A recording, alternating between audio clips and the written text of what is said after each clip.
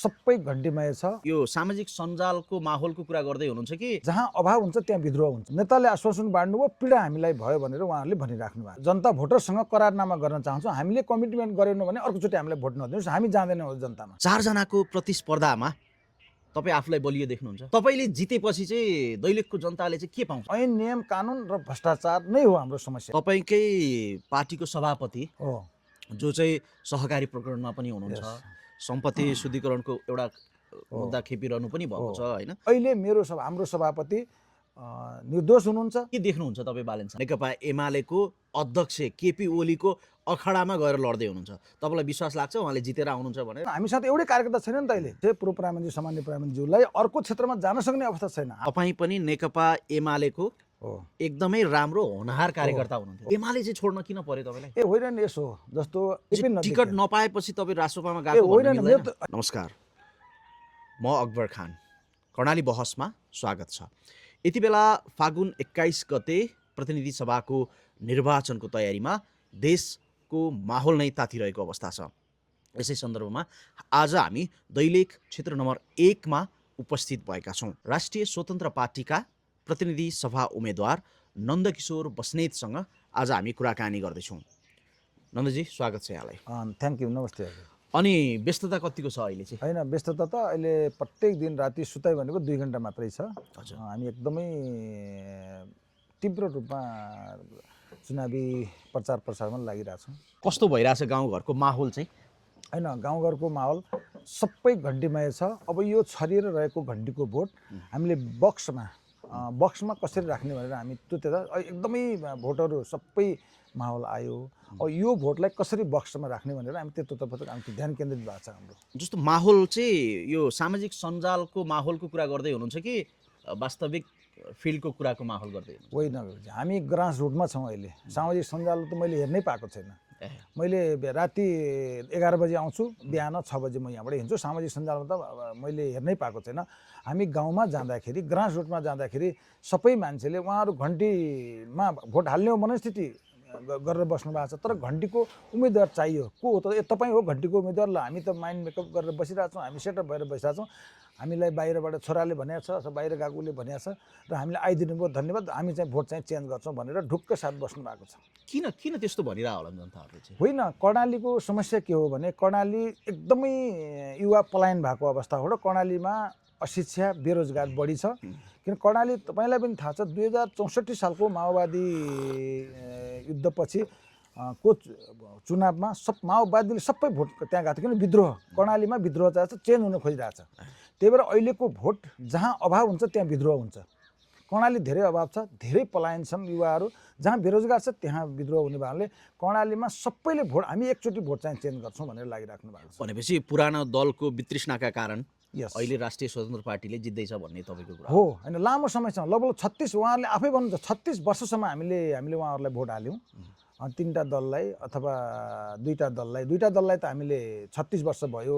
अर्को दललाई पनि लगभग 22 देखि 25 वर्ष हामीले भोट हाल्यौँ। उहाँहरूबाट केही पनि भएन, आश्वासन बाहेक। नेताले आश्वासन बाँड्नुभयो, पीडा हामीलाई भयो भनेर उहाँहरूले भनिराख्नु भएको छ। यही नै हो अहिलेको वर्ष। त अब तपाईँहरूको पनि बित्ला होइन हो भोलिका दिनहरूमा, किनभने अहिले नयाँ हुनुहुन्छ। हो। त्यतिखेर फेरि अरू फरक एजेन्डा हुन्छ कि तपाईँहरूको? होइन, हाम्रो हुँदैन। हामी त यस्तो छ, हामी एकचोटि अहिले हाम्रो राष्ट्रिय स्वतन्त्र पार्टीले एउटा करारनामा गरिरहेछ। तपाईँहरूलाई थाहा नै छ, 2-3 दिन पहिला एउटा करारनामा आयो। हामी जनता भोटरसँग करारनामा गर्न चाहन्छौँ, हामीले कमिटमेन्ट गरेनौँ भने अर्कोचोटि हामीलाई भोट नदिनुहोस्, हामी जाँदैनौँ जनतामा। हामी पब्लिकमा भोट माग्न जाँदैनौँ। एकचोटि हामी करारनामा गर्छौँ, त्यो काम गर्न सकेनौँ, हामीलाई बहुमत दिनुहोस्। हामी त्यो काम गर्न सकेनौँ भने हामी चाहिँ भोट माग्दैनौँ। अहिले चाहिँ नेकपा एमालेको रविन्द्र राज शर्मा अनि नेपाली काङ्ग्रेसबाट बासना थापा, त्यसै गरी नेकपाबाट चाहिँ अमरबहादुर थापा पनि हुनुहुन्छ। अब मुख्य गरी यी 3 दल भनौँ न एक हिसाबले होइन, र राष्ट्रिय स्वतन्त्र पार्टीबाट तपाईँ हुनुहुन्छ। 4 जनाको प्रतिस्पर्धामा तपाईँ आफूलाई बलियो देख्नुहुन्छ? होइन, अहिले यस्तो छ, अब सशक्ति भन्दाखेरि भूमिका नमानेर 1 नम्बरमा राष्ट्रपा नै हो दैलेखमा, 2 नम्बरमा कङ्ग्रेस, 3 नम्बरमा नेकपा एमाले, 4 नम्बरमा नेपाली कम्युनिस्ट पार्टी जुन तारा हो। त्यो चाहिँ त्यसको अवस्था ठ्याक्कै त्यही हो। यो कुरा यहाँहरूले, मैले भन्दा पनि यहाँहरूले तल ग्राउन्डमा बुझिदिनुहोस्, म आग्रह गर्न चाहन्छु। ठिक छ। अब तपाईँले जितेपछि चाहिँ दैलेखको जनताले चाहिँ के पाउँछन् त? होइन, हाम्रो त सिम्पल भाषा छ। मैले अहिले कुनै पनि विकासको एजेन्डा हामी तल लाँदैनौँ।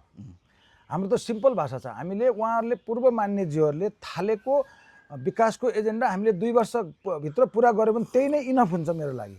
र तथापि हाम्रो अहिले उद्देश्य के हो भने हामी अहिलेको सिस्टममै हिट गरिरहेछौँ। यो अहिलेको सिस्टमले, अहिलेको ऐन नियम कानुनले यो मुलुक भन्दैन। यो मुलुक यथास्थितिमै, अहिलेको लडाइँ त भन्ने के भने यथास्थितिमा बस्ने कि हामी मुलुक रूपान्तरण गर्ने अथवा मुलुक नयाँ उसमा जाने। त्यही त रूपान्तरण भनेको के चाहिँ होइन। रूपान्तरण हामीले अहिले भएका संविधानमा भएका गलत जुन बुँदाहरू छ त्यो सबै चेन्ज गरेर त्यो कानुनमै हामी हिट गर्छौँ। जस्तो अहिले समस्या भनेको ऐन नियम कानुन र भ्रष्टाचार नै हो हाम्रो समस्या।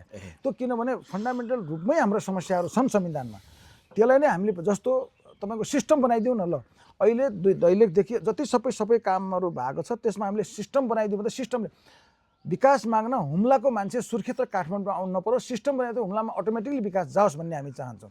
स्कुल बन्दाखेरि सबै स्कुलमा पैसा अटोमेटिक जाँदै गयो। जस्तो सिम्पल एउटा कुरा, हामीले करारनामा के गरेका छौँ भने 5 वर्षमा 30,000 किलोमिटर सडक हामी बनाउँछौँ।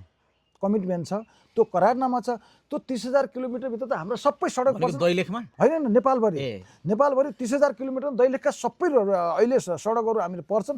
त्यो सडक त अटोमेटिकली बन्छ भने त त्यो केही गर्ने भयो, सिस्टमले जाओस्। अघि तपाईँले सुशासनको कुरा गर्नुभएको थियो नि, तपाईँकै पार्टीको सभापति जो चाहिँ सहकारी प्रकरणमा पनि हुनुहुन्छ, सम्पत्ति शुद्धिकरणको एउटा मुद्दा खेपिरहनु पनि भएको छ होइन।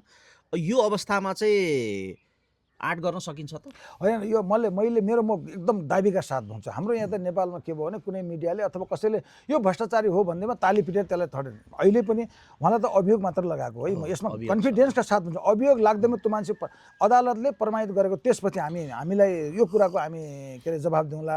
अहिले म एकछिन होइन, त्यो त अहिले म भन्छु अदालतले के अरे अभियोग दायर गर्दैमा मैले तपाईँलाई भनिदिएँ अथवा तपाईँले मलाई भनिदिनु भयो भन्दैमा ताली पिटेर अहिले समाजले स्यालुया गर्ने हो नि त। म अहिले हाम्रो सभापतिको बारेमा म के भन्न चाहन्छु भने अदालतले पुष्टि भएपछि यसको जवाब दिन्छु। अहिले हाम्रो सभापति निर्दोष हुनुहुन्छ, किनभने उहाँको त चलिरहेको त्यो त सबैले यो देशमा अहिले पनि म भन्छु यो देशको हाम्रो कानुनको सिस्टमले सबैलाई मुद्दा लाग्छ। हामी यस्तो कानुनमा छौँ अहिले सबैलाई मुद्दा लाग्छ। त्यो मुद्दा दायर हुँदैमा त्यो मान्छे पनि अहिले अधिकांश अदालतबाट के गइसकेपछि जब अदालतबाट ठहर भएपछि त्यो मान्छे अपराधी करार भयो अथवा त्यो व्यक्ति र अहिले अभियोगमा छ भनेर होइन अभियोग त निर्दोष हुनुहुन्छ तपाईँको सभापति होइन। म चाहिँ म किन निर्दोष ठान्छु भने म एउटा व्यवसाय पनि गर्ने मान्छे हो भने यस्तो व्यवसाय गर्दाखेरि कहाँको पैसा कहाँ आउँछ, कहाँको पैसा कहाँ आउँछ, कसले कहाँ कम्पनी खान्छ, त्यो एमडीको भूमिका के हुन्छ, यो त के भने स्याल यहाँ गरिदिए। एमडीको प्रबन्ध निर्देशकको अथवा त्यो टिभीको प्रबन्ध निर्देशक हुनुहुन्थ्यो, प्रबन्ध निर्देशकको भूमिका के हुन्छ, कहाँबाट पैसा त्यहाँ आउँछ, त्यो त उसले चेक काट्ने मात्रै होला नि त। चेक काटेको आधारमा मुद्दा लागेको छ र यसको बारेमा अदालतको विषयमा ठिक छ, आएपछि हामी कुरा गरौँला। अब अलिकता चिया पनि खाउँ होइन। अब अलिकता राष्ट्रिय राजनीतिको हिसाबले कुराकानी गरिरहँदाखेरि तपाईँको पार्टीले बालेन शाहलाई चाहिँ अगाडि सारेको छ। के देख्नुहुन्छ तपाईँ बालेन शाहमा? होइन, अहिलेको अब मुलुक बनाउने युवाले हो। यदि यहाँहरूलाई एउटा के हजुरहरूले बुझिदिनु पर्यो, म आग्रह गर्छु, त बुझ्नु नै भएको छ, यो क्वेसन स्वाभाविक छ। अबको मुलुक बनाउने र अबको भविष्य भनेको युवाले आफ्नो भविष्य आफै बनाउँछु भनिरहेको छ। आफ्नो भविष्य आफै बनाउनु भन्छ उसले। युवाले के भन्यो भने अन्त अहिलेको चुनावै भन्नु, अहिलेको सामान्य चुनाव भइदिएको त 2084मा हुन्थ्यो। अहिले त युवाले 24 घन्टाभित्र एउटा मुभमेन्ट चलायो, त्यो मुभमेन्टको कारणले यो चुनाव हो नि त। युवाले के भन्यो भने हामी यो पुरानो नेतृत्वसँग कुनैसँग विश्वास छैन, हामीलाई यतिको मान्छे, हामीलाई यङ जेनेरेसन यो मान्छे भयो भने, हामी प्राइम मिनिस्टर भयो भने हामीलाई के अरे यो मुलुकको अगाडि जान्छ र हाम्रो भविष्य सुनिश्चित हुन्छ भनेर युवाले जब काण्ड गरेपछि युवाको चाहनाअनुसार उहाँलाई खडा गर्यो राष्ट्रिय स्वतन्त्र पार्टीले। र उहाँले नत्र भने उहाँलाई त 24-25 पछि त उहाँलाई नै नेपालको प्रधानमन्त्री सबैले मागेको थियो नि त।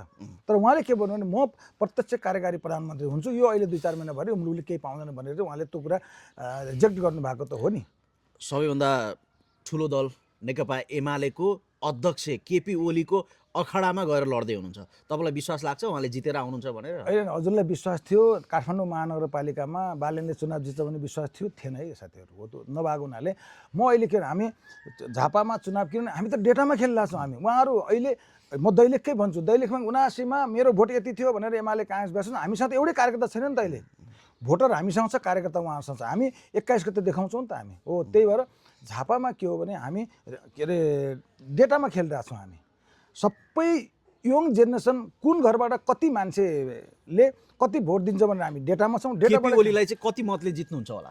होइन त्यति धेरै चाहिँ फरक पर्दैन, बढी पऱ्यो भने 3 देखि अहिलेको हाम्रो आकलन गर्ने 5000 को फरकले चाहिँ हामी जित्छौँ झापामा, किनभने हामीसँग त डेटाले भनेको त। भनेपछि त्यो हिसाबले चाहिँ तपाईँहरू आफ्नो प्रधानमन्त्री सुनिश्चित छ भन्ने ठान्नु? हामी सुनिश्चित छ होइन, हामी सुनिश्चित किन सुनिश्चित छ भने अहिले पूर्व प्रधानमन्त्री सामान्य प्रधानमन्त्री नै हो हाम्रो होइन, हामी सबैलाई हामी रेस्पेक्ट गर्छौँ।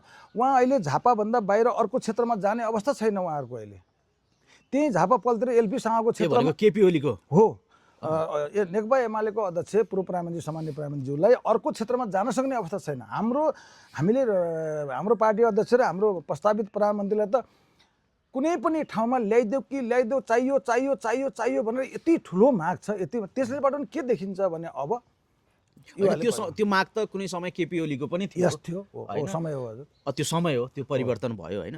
अब अलिकता पछाडि फर्केर आउँ होइन, तपाईँ पनि नेकपा एमालेको एकदमै राम्रो होनहार कार्यकर्ता हुनुहुन्थ्यो होइन, केपी ओलीसँगको पनि तपाईँको निकटता थियो, महेश बस्नेतसँगको त तपाईँको साथसँग त राम्रै थियो भनिन्छ होइन। त्यो अवस्थामा चाहिँ एमाले चाहिँ छोड्न किन पर्यो तपाईँलाई? होइन नि यसो जस्तो हाम्रो अहिले पार्टीको उपाध्यक्ष हुनुहुन्छ डाक्टर सोनिया माघले, त्यो बेला हामीले डाक्टर साहबलाई के भनेको थियौँ, डाक्टर साहब अब ट्र्याक चेन्ज गरौँ, नेपाली कङ्ग्रेसबाट परिवर्तन सम्भव छैन भने हामी सल्लाह गर्ने वजन। अब हामीले के देख्यौँ भने यो नयाँ पार्टीमा हामी जस्तै मान्छे आएर बन्ने हो, किनभने यो पार्टीमा नयाँ मान्छेले त पार्टी बनाउँदैन नि त, र त्यहाँभित्र परिवर्तन सम्भव नभएपछि तपाईँलाई थाहा छ मैले यही दैलेखमा आएपछि न म कुनै कमिटीमा छैन, न कुनै म म कुनै संसदीय फाँटमा कहीँ पनि नगएर हामी यो मुलुकलाई नयाँ दिनुपर्छ, मुलुक चेन्ज छ भनेर हामी लागेको थियौँ नि त। हामी युवाको चाहना अनुसार हामी अगाडि बढौँ, त्यहाँ सम्भावना केही पनि टिकट नपाएपछि तपाईँ राष्ट्रसभामा गएको? होइन मेरो त टिकट त त्यहीँबाट पाउँथेँ मैले, मेरो टिकट त मेरो र पूर्व मान्य रविन्द्र शर्माको 2 जनाको त नाम गएकै थियो त माथि। म जब यता मैले त्यो छोड्ने बेला नै उहाँलाई टिकट त त्यहीँबाट मेरो दिन्छु भनेर उहाँले भन्नै राख्नु, तर मैले त्यहाँको टिकटले अहिले त्यसले मिनिङ राख्दैन। अहिले यथास्थितिवादीको टिकटले मिनिङ राख्दैन। यसले मलाई एउटा गौरव के छ भने मुलुक परिवर्तनको बेला मैले सहभागी हुने मौका पाएँ, यो चाहिँ म एकदम गौरवात्मक भित्रबाट मैले आफूलाई गौरव ठान्छु। हामी मुलुक बदल्ने एउटा उसमा मैले पनि भाग लिन पाउने भएँ। अब यो काङ्ग्रेस एमालेहरूले चाहिँ के भन्छन् भने अब यो चाहिँ सामाजिक सञ्जालको पार्टी हो, यसमा चाहिँ भोट गर्ने भन्दा पनि विदेशमा बस्नेहरूले चाहिँ लाइक कमेन्ट गरेको हुनाले चाहिँ वाहवाही छ, वास्तवमा रासोपाको कार्यकर्ता छैनन्, त्यो हिसाबले पनि रासोपा पछाडि पर्छ भनेर विश्लेषण गर्छन् कि? यही त समस्या छ, यही समस्या छ। टिकटक र फेसबुक बन्द भएको 1 हप्तामा सरकार ढल्यो नि त, सरकार त्यही हो नि ढल्यो। अहिले तागत चाहिँ त्यही छ भन्नु? तागत होइन, अहिलेको डिजिटल म अहिले भन्न चाहन्छु, म अहिले के भन्न चाहन्छु, मैले एउटा सामाजिक के अरे मेरो आफ्नो फेसबुक डिजिटलमा राखिदिएको छु। अहिलेको युवाले त्यो डिजिटलमा हेरेर मलाई कल गर्छ, पुराना मान्नेहरू त उहाँ उठाएको फोन पनि उठाउनुहुन्न उहाँहरूले हो। भनेपछि अहिलेको सामाजिक सञ्जाललाई तपाईँको हामीले सामाजिक सञ्जाललाई अहिलेको डिजिटललाई हामीले इग्नोर गऱ्यौँ भने हामी चाहिँ त्यसो उहाँहरू भ्रममा हुनुहुन्छ जस्तो मलाई लाग्छ। हामी त्यही हो, उहाँहरू के भ्रममा हुनुहुन्छ भने प्रत्येक घरको मान्छे अहिले एनके बस्नेतलाई ल्याएर घरमा फोटो खिचेर पठाइदिनुहोस् र त्यसपछि मात्रै म घर आउँछु अथवा मैले पैसा पठाउँछु भनिराख्नु भएको छ एभ्री पर्सनले, घर बाहिर गएको मान्छेले। किनभने सामाजिक सञ्जालले हो नि त। अहिले मलाई मेरो जस्तो 4-5 वर्ष मैले जुन सामाजिक अभियन्ताको काम गरेँ, म घरमा तपाईँ त पानी बनाइदिने मान्छे हो नि, तपाईँ त स्कुल झल ल्याइदिने मान्छे हो नि, म त घरमा गएको छैन नि। किनभने मलाई ठ्याक्कै अहिले म भन्छु मेरो के अरे टिकटकको मेरो 12-15 लाख भ्युज छ, मेरो 50,000 मेरो फलोवर्स छ। 50,000 फलोवर्स मध्ये मलाई 5,000ले मात्रै भोट हाल्यो भने पनि मेरो 5,000 त प्लस होला नि त। अब ठिक छ, अब तपाईँले सामाजिक क्षेत्रमा गरेको कामहरू के हो र अब तपाईँलाई चाहिँ भोट किन दिने जनता दैलेखको निर्वाचन क्षेत्र नम्बर 1 का जनताले? हजुर ठ्याक्कै मलाई एकदम सही कुरा गरिदिनु भयो। मलाई किन भोट दिने भने म विगत लामो समय काठमाडौँमा बसेर काम गरेर आफ्नो व्यवसाय गरेर खाइरहेको मान्छे, सबै सेटलमेन्ट भएको थिएँ। अब दैलेखको राजनीति बदलाव गर्नुपर्छ। दैलेखको राजनीति सीमित व्यक्तिको हातमा 48 सालदेखि अहिलेसम्म सीमित को अहिले दैलेखको समस्या ठ्याक्कै त्यही हो नि, उहाँहरूकोबाट बाहिर निस्किनै सकेन।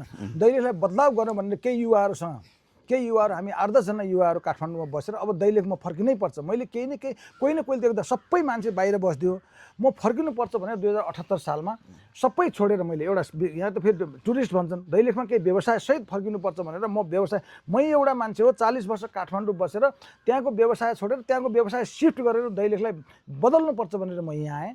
यहाँ आइसकेपछि मैले टोटल्ली मैले सामाजिक अभियन्ताको रूपमा मैले प्रत्येक महिनाको, म दाबीका साथ भन्छु, प्रत्येक महिना मैले आफ्नो पकेटबाट दुःख गरेर होटल व्यवसाय जस्तो आफै दुःख गरेर प्रत्येक महिना 50 देखि 1 लाख रुपियाँ मैले गाउँमा लगेर लगानी गर्छु। केमा लगानी गर्छु? मैले यसो काहीँ धारा बिग्रियो पाइप किनेर लगिदिन्छु, धारा बनाइदिन्छु। काहीँ स्कुलमा बच्चाहरूको झोला छैन, झोला बाँडिदिन्छु। कोही बिमारी भयो त्यसलाई गाडीमा गएर ल्याएर उपचार गरेर पठाइदिन्छु। के अरे काहीँ विकासको काम भएन गएर खबरदारी गरेर काठमाडौँलाई सुनाएर गएर के अरे त्यो फाइल अगाडि बढाइदिन्छु। तपाईँ सत्य कुरा बोल्दै हुनुहुन्छ नि।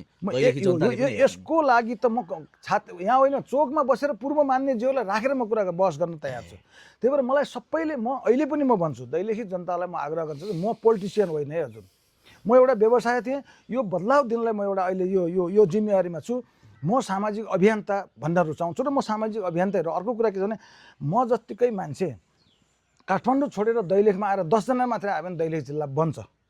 हाम्रो त सबै अलिकति के समस्या भयो दैलेखमा र पहाडी क्षेत्रमा अलिकति। अब अलिकति जिताउने तपाईँलाई भोट दिने आधारहरू त कुराहरू हामी छलफल गऱ्यौँ होइन, तर अब तपाईँले जितेर गइसकेपछि क्षेत्र नम्बर 1 को जनताले के चाहिँ पाउँछन् कि? होइन, मैले अघि फर्स्टमै भने नि त, हामीले के गर्छौँ भने अहिलेसम्म फेरि ऐन नियम कानुनसँग त हाम्रो अहिले आधारभूत अवस्था छैन भन्ला नि त पब्लिक, तल भन्ने त्यही हो नि त हो। अहिले क्षेत्र नम्बर 1 को जनतालाई ठुलो समस्या भनेको पूर्वाधारका कामहरू अल्पत्र भएर एक ठुलो समस्या जस्तो सबभन्दा कनेक्टिभिटी, प्रत्येक वडामा जाने बाटो कच्ची बाटो ट्र्याक खन्दिया छ, त्यो के अरे गाडी एकदमै गाह्रो छ। त्यसको टेलिफोन सबभन्दा ठुलो समस्या अर्को टेलिफोन। दैलेखमा कुनै पनि धेरै जस्तो प्रत्येक वडामा जाने बाटो पिच गर्न सक्ने अवस्था होइन, वडामा हामी जाँदैनौँ। वडामा हामी अहिले पहिलो चरणमा पालिकाको सदरमुकामसम्म पिच बाटो होस्, त्यसपछि ग्राभेल रोड वडासम्म होस् हामी भन्ने चाहन्छौँ। किन त्यहाँको उत्पादनलाई बाहिर आओस् र त्यहाँसम्म जाने मान्छे सहज तरिकाले त्यहाँको बिमारी भयो भने सहज तरिकाले ल्याओस्। त्यस्तै गरेर अर्को यहाँ मलाई भोट दिने एउटा आधार के छ भने यहाँ पहिला मान्यज्यूहरूले के गर्नुभयो भने जितेर जानुभयो, फर्केर आउनु भएन। म त यहीँ बस्छु भनेर आएको छु। उहाँ लाग्ने आरोप के हो भने पहिला जिताएका मान्यले सुर्खेतमा घर बनाए, नेपालमा घर बनाए, काठमाडौँ घर बनाए, त्यो फर्केर आउँदैन। तर म त काठमाडौँ छोडेर आएको मान्छे हो, मलाई त विश्वास गरिरहेछ। जितेर गएपछि अब काठमाडौँ बसाइ चाहिँ हुन्न, म काठमाडौँ बस्छु होइन, बाँकी जीवन म दैलेखीको सेवा नै गर्न आएको। म दैलेखको सेवा नै गर्न आएको, किनभने मैले यो गर्ने भन्दा यो बोलेको कुराको कुनै अर्थ मिनिङै राखेन। अर्को कुरा के, म उहाँसँगै हुन्छु भनेको छु। म प्रत्येक यहाँ केही खोज्दो रहेछ यहाँ, म दैलेखमै बस्छु। म हारे पनि जिते पनि उहाँसँगै बस्छु, उहाँसँगै खान्छु, उहाँको सुख दुःखमा म साथ दिन्छु। उहाँ बिमारी हुँदा म गएर मलम लाउन कोसिस गर्छु। उहाँहरू कहीँ अप्ठ्यारोमा पर्नुभयो भने गएर म छु है भन्ने के गर्छु भनेपछि मलाई भोट नदिएर।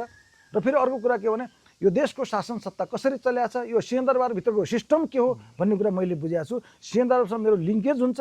सिंहदरबार र विकासको कामहरू मैले जतिको खबरदारी अरू कसैले, मेरो हिजो प्रत्येक दिन आफ्नो पैसा खर्च गरेर गाउँमा गएर भएको विकासको काम सिंहदरबारसम्म सामाजिक सञ्जालमा सुनाउने काम, खबरदारी गर्ने काम त मैले गरिरहेको छु नि त। त्यो पनि एउटा बलियो आधार हो। ठिक छ। अब यो कार्यक्रममा चाहिँ हामीले दैलेखको पेट्रोलियम जुन खानीको कुरा छ त्यो कुरा चाहिँ उठाएनौँ भने चाहिँ अधुरो रहन सक्ला होइन। अब यो भनेको सामान्य स्थानीय तह अथवा चाहिँ यो भनौँ न प्रदेश सभा, प्रतिनिधि सभा सांसदले मात्रै गर्ने कुरा पनि होइन। यो चाहिँ एउटा देशले नै अपनत्व लिएन भने यो विकास चाहिँ लथालिङ्ग हुन जान्छ होइन। अनि यसलाई चाहिँ केपी ओलीले जसरी आँट गरेर अब तपाईँको भनिएको प्रधानमन्त्री बालेन शाह अथवा सभापति रवि लामिछानेहरूले चाहिँ यो मुद्दालाई चाहिँ उठाएर यसलाई चाहिँ प्रशोधन गर्ने प्रक्रियामा अगाडि बढाउन सक्छन् त? सक्नुहुन्छ होइन। हामीले यसमा अस्ति हामीले पहिलो स्तरमै हाम्रो सभापति रवि लामिछानेज्यू र वरिष्ठ नेतालाई म काठमाडौँमा भेटेर मैले कुरा गरेँ। दैलेखको इस्यु, हाम्रो कर्णालीको इस्यु भनेको लगभग 80 अर्ब 70 करोड घनमिटर हाम्रो यहाँको रिजर्भ देखिरहेछ। यसलाई जियो पोलिटिक्स हामीले अहिले पनि भनेको छौँ। जियो पोलिटिक्स माथि ठुलो एउटा मुलुक छ, तल ठुलो एउटा मुलुक छ, त्यसलाई समन्वय गरेर यसको। अनि अर्को कुरा म यही भन्दैछु, अहिले उहाँहरूले के भनिराख्नु भएको छ भने पेट्रोल निकाल्ने आधा म अहिले पनि तपाईँ मार्फत भन्न चाहन्छु र सम्पूर्ण दैलेखी दाजुभाइ दिदीबहिनीहरूलाई म भन्न चाहन्छु, यो पेट्रोल खाने उत्पादन भइसकेपछि हामीले के पाउँछौँ भन्ने कुरा मैले सोचिरहेको छु। हामी दैलेखले के पाउँछ त? यहाँबाट प्रशोधन गरेर सिधै पाइपबाट लगेर सुर्खेतमा लगेर प्रशोधन गरेर बेच्दियो भने त दैलेख केही पनि छैन। यो बापत दैलेखले के पाउने हो त? हामी त्यसमा अहिले छलफल गरिरहेका छौँ। अब यसको बारेमा त जियो पोलिटिक्सलाई ध्यानमा दिँदै परराजनीतिलाई ध्यानमा दिँदै हामीलाई थाहा छ यत्रो ठुलो रिसोर्स नेपालमा भेटिसकेपछि यसले सहज पनि छैन। फेरि अर्को कुरा, हामी विदेशी लगानी नल्याएसम्म, विदेशी लगानी एफडिआई नगरेसम्म यसमा कुनै पनि पोसिबल नभएको हुनाले त्यसको लागि त बाह्य उसँग हामीले सम्बन्ध र प्रधानमन्त्री लेभलबाटै यहाँको मान्यले चाहेर के हुँदैन, प्रधानमन्त्री लेभलबाटै देशको प्रमुखले उहाँले नै पहल गरेर गर्छ, उहाँहरू हामी गर्छौँ र उहाँहरू सिस्टम बनाएर यो कुरामा त गर्छु भन्नु नै भएको छ। हुन्छ। नन्दकिशोर बस्नेतजी, तपाईँ क्षेत्र नम्बर 1बाट चाहिँ उम्मेदवार हुँदै हुनुहुन्छ, तपाईँलाई हाम्रो शुभकामना छ। हस्, थ्याङ्क यू हजुर। हस् तपाईँहरूलाई पनि शुभकामना। विशेष गरेर मेरो भगवान्, म भगवान् भन्ने चाहन्छु मेरो भोटरहरू, मेरो दाजुभाइ दिदीबहिनीहरूलाई, तपाईँसँगै छु, म तपाईँसँगै छु। भोट बदल्नुहोस्, सोच बदल्नुहोस्, हामी मुलुक दैलेखलाई बनाऊँ। पहिला मेरो दैलेख बनाऊँ, त्यसपछि कर्णाली बनाऊँ, त्यसपछि मुलुकलाई सोध्छु। मेरो प्रायोरिटी त्यसमा हुनेछ हजुर। हस्, थ्याङ्क यू हजुर। आजको कुराकानीलाई हामी यहीँ बिट मार्छौँ। जनता यति बेला सशक्त भइसकेको अवस्था पनि छ। आम पहिलाको जस्तो झुक्काउने अवस्था छैन। अहिले आम नेपाली दाजुभाइ दिदीबहिनीहरू चाहिँ सचेत हुनुहुन्छ भन्ने कुरामा चाहिँ विश्वास राख्न चाहन्छु र आफ्नो कसैको लोभ प्रलोभनमा नपरिकन आफ्नो स्वविवेकले आफ्नो मताधिकार प्रयोग गर्नुहोला भन्ने कुरा राख्दै आजको कार्यक्रमबाट बिदा हुन्छु। धन्यवाद।